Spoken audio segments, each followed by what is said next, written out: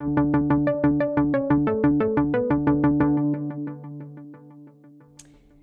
think we can all say that we have been to plenty of meetings where there was no clear agenda. There were many participants who weren't sure upon entering the meeting what the topics of conversation were. And that's why it's really important to get in the habit of creating clear agendas and making sure that everyone is aware of what the topics of conversation are going to be for that particular meeting.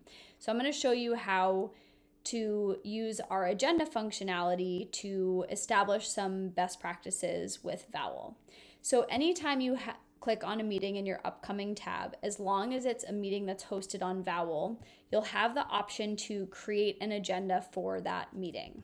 So we pre-fill about 5 agenda templates for you to use, and then you also have the ability to customize and create your own to your liking.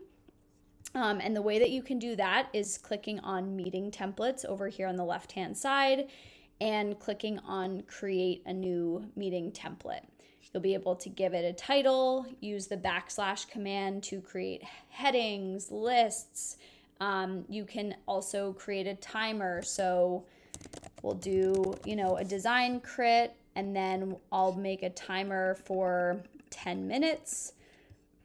And then you can go ahead and click save once you give it a title and so forth. So then from your upcoming tab, when you click on a meeting, all of the meeting templates that you've created will be available to you here. So I'm going to go ahead and click on the goals, discussion, action items, and decisions. You'll notice that all of these sections for the meeting already have agenda timers because I've set that in my meeting template. Before the meeting starts, you can change those. You can add what the goals are, the discussion items, any action items that are needed by maybe even tagging the team.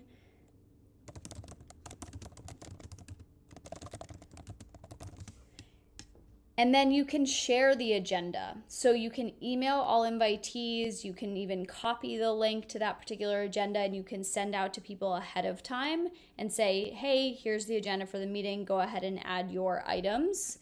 Once an agenda has been created for a meeting, you'll notice in this upcoming view that I now have a little agenda icon here to indicate which of my meetings has an agenda. And you'll be able to see all of the meetings of mine that do not. And so it's a good way to stay on track to understand where the agendas have been set, which meetings still require an agenda. And then once this meeting starts, when it comes time for this meeting, the entire agenda that you've created